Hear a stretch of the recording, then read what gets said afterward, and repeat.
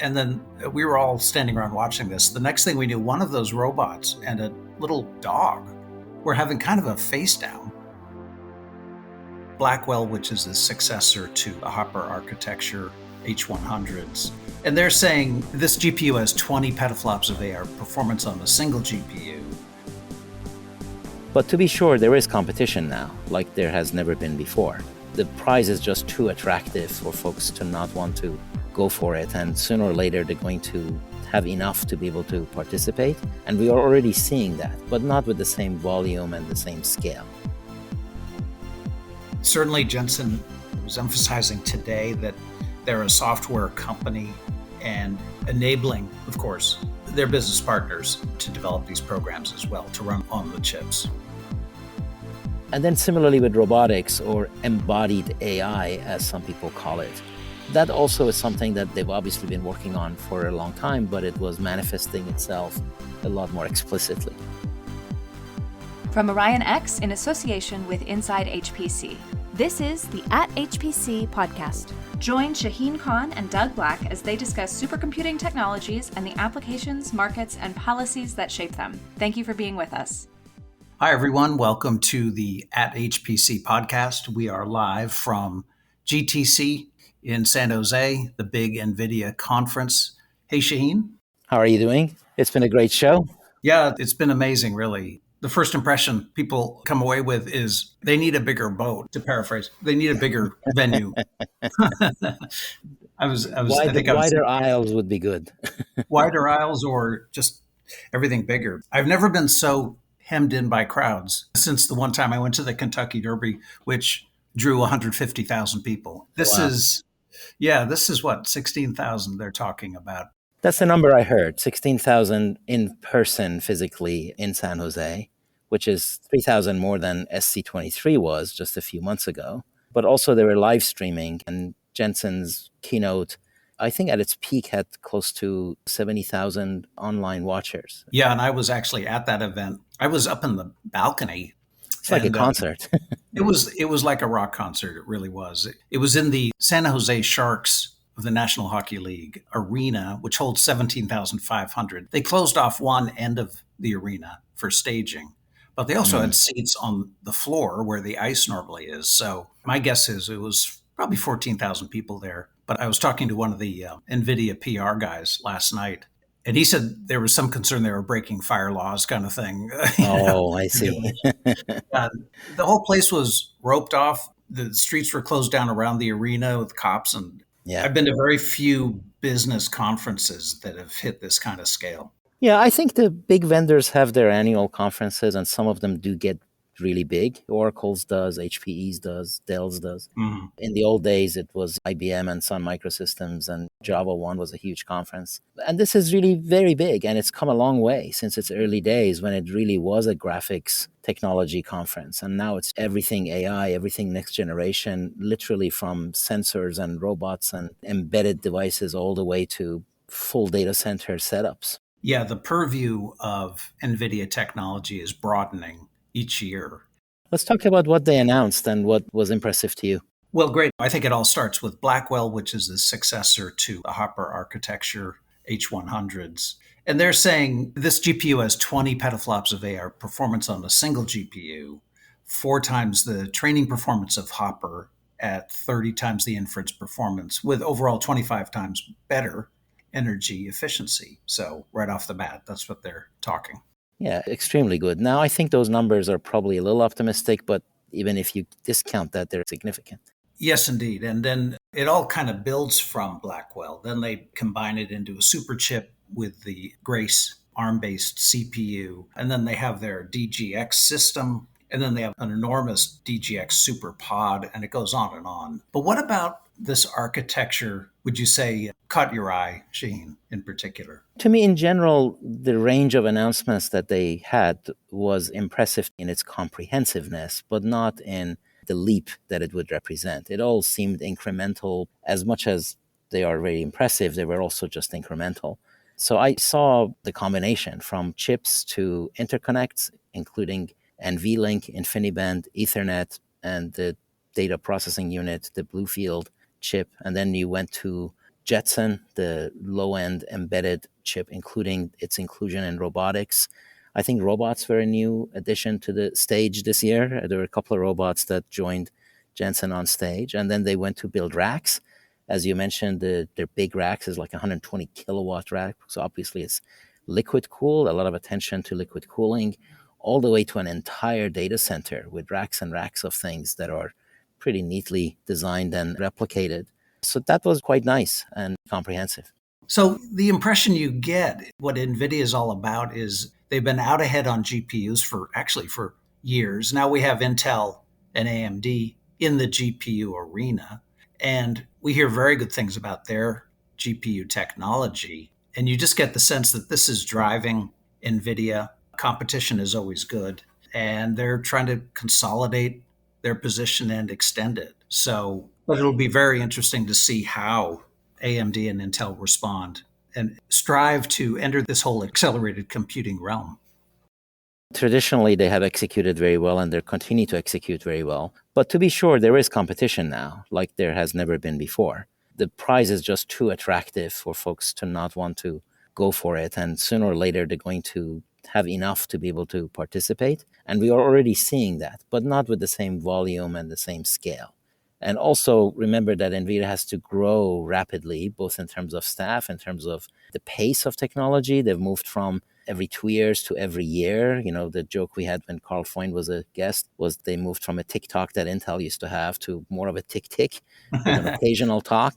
Mm-hmm. And then they are building really large systems. So all of that requires a lot of attention to maintain quality, because this stuff is not easy to make work either. So they got to be careful about that, but they're definitely executing, and that's their main advantage. And of course, they have a history of good execution. And typically, the past is a good predictor of future behavior. So by the same token, AMD and Intel have their distinction, certainly AMD on the open source path. And you're absolutely right. The complexity of these chips and these systems. I think Jensen Huang today with the press briefing, you know, the Blackwell has tens of thousands of parts. It's not only a complicated system, it's a really complicated supply chain to pull this whole thing together. And again, they do have a history of good execution. By the same token, very, very complex stuff. Yeah. You know, we've talked about that on this podcast several times. As these chips become bigger and more capable, they really just hoover up all the other circuitry and logic that used to sit around them on some kind of a circuit board or motherboard. So if you look at these modern node structures, node architectures, there isn't a whole lot more on the board other than these big chips. You know, when you are as big as they are, there's just not that much room left anyway, but that's because they've brought everything on the chip, on the die. So they're increasingly truly a system. Yes. Or most of a system. And that brings all that complexity with it. Yes, exactly. Now, in terms of partnerships, Shahin, anything impressive there on the software side? They needed to address the embedded world, check. They needed to address systems, check. Now, systems at the very high end, I would like to see more and more frequent examples before I sort of put them in the same ranks as HPE and Eviden at the very high end. But they're definitely coming strong, so that's check. Then the cloud play is a work in progress, but also check. They started a couple of years ago, and they're moving forward with it. The two new things are basically enterprise and robotics. On the enterprise, that's really where the big opportunity is. Their collaboration with SAP is very significant. Their collaboration with Oracle on the cloud front also will impact the software, so that's also very significant. So you could consider those as we're going to the next phase of whatever it is we were doing before. And then similarly with robotics, or embodied AI, as some people call it. That also is something that they've obviously been working on for a long time, but it was manifesting itself a lot more explicitly. Yeah, on that point, a little more local color. In front of the convention center at the GTC sign, they had 3 robots sort of moving in unison. And then we were all standing around watching this. The next thing we knew, one of those robots and a little dog were having kind of a face down. An actual dog and a robot dog. And the dog was, I would say, very worried about this robot and wanted nothing to do with it. It was pretty comical. So, This thing but doesn't smell like a dog. yeah, and It goes but to show you how far robots need to go to be able to mimic the reality. yeah, but Jensen certainly is talking more and more about robotics and extend embodied AI is an interesting term. That seems to be an increasing area of emphasis. For sure, the convergence of IoT and AI and mobility and all of those come together. So it's a very good confluence of a lot of really difficult things. The other thing you mentioned was software. We were familiar with Omniverse, so they highlighted that, and they're putting that into Azure, and it is going to support Apple Vision Pro and a whole lot of other, what they term the next industrial revolution, which is what I would call the first information revolution. But they spoke to that. And then the other software that they talked about was focused on developing AI applications, and they went full on with microservices and containers and launched what they called NVIDIA NIM, NIM, standing for NVIDIA Inference Microservice.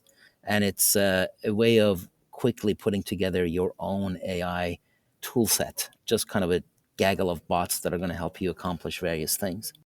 Certainly, Jensen was emphasizing today that they're a software company and enabling, of course, their business partners to develop these programs as well to run on the chips.